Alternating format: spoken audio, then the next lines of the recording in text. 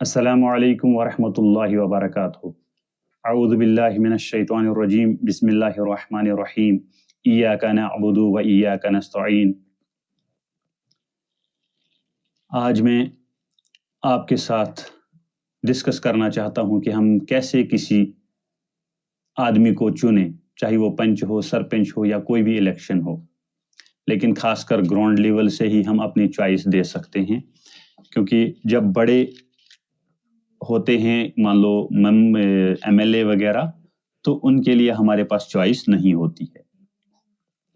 Choice ہوتی بھی ہے لیکن بہت کم ہوتی ہے۔ اب ہم ایک پنچ کو کیسے چنیں، ممبر کو کیسے چنیں؟ ہم اپنے وارڈ میں دیکھیں کہ کون زیادہ سچا ہے، کون زیادہ ایماندار ہے، اور اس کی بات ہم دوسرے لوگوں سے لگائیں وارڈ میں ہی، اور آپس میں مشورہ کریں، اور ہم پھر اس آدمی کو خود کہیں کہ آپ اٹھو جی، ہم آپ کو سپورٹ کریں گے، آپ ہمارے پنچ بنو یا سرپنچ بنو، ٹھیک۔ اس کے بعد ہم یہ نہ دیکھیں کہ اس کو بولنا نہیں آتا ہے۔ ارے بولنا انسان سیکھ جاتا ہے، پڑھا لکھا ہونا چاہیے، پھر وہ بولنا سیکھ جائے گا انشاءاللہ۔ وقت کے ساتھ ساتھ انسان جو بدلنا چاہے تو بدل سکتا ہے، جو نہیں بدلنا چاہے تو نہیں بدل سکتا۔ اور پھر دیکھیں ہم کہ وہ ایماندار ہے یا نہیں ہے، وہ سچ بولتا ہے یا جھوٹ بولتا ہے۔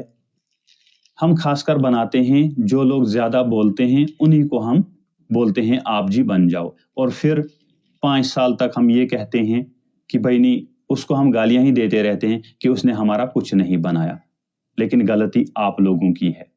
اللہ آپ سے اس چیز کا حساب ضرور لے گا کہ آپ نے ایسے انسان کو کیوں سپورٹ کیا جو بے ایمان تھا، جو جھوٹا تھا، جو دھوکے باز تھا۔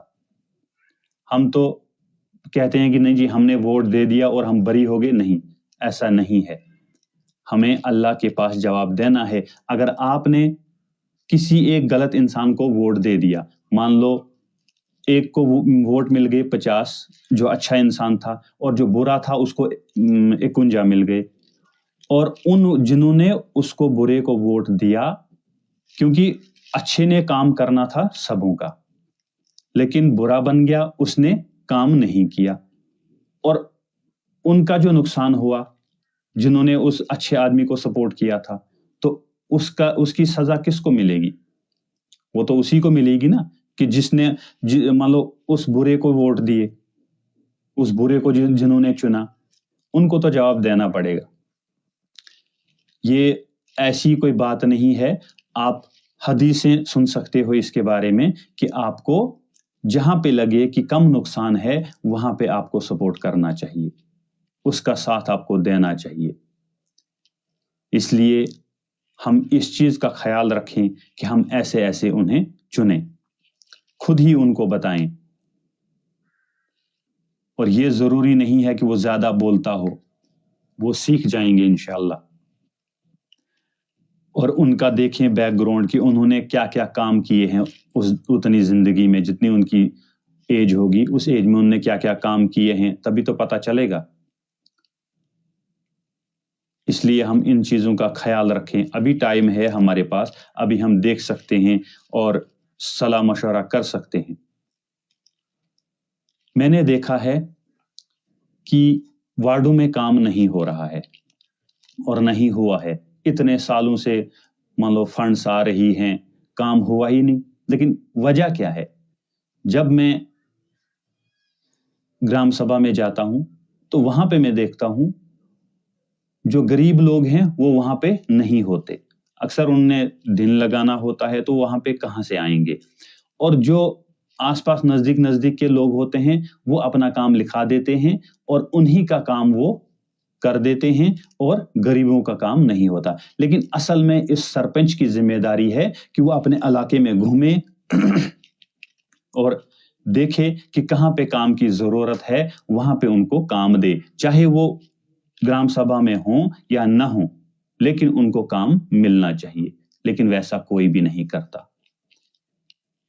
کیا کیا سرپنچ کے پاس پاورز ہیں، وہ کیا کر سکتا ہے، انہیں پتہ ہی نہیں ہے۔ बस आए, बैठे, लोगों ने शोर किया और चले गए, काम खत्म।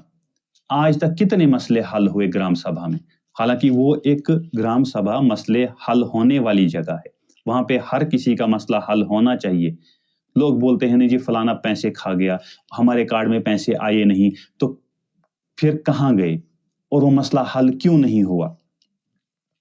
इंशाअल्लाह अगर अल्लाह ने चाहा तो आगे जाके ये मसले हल होंगे। फिलहाल तो अल्लाह के करम से ये मसले होने नहीं देंगे, और अगर बीच में कोई हो भी गया तो इंशाअल्लाह उसको हम सही करेंगे। अल्लाह हाफिज।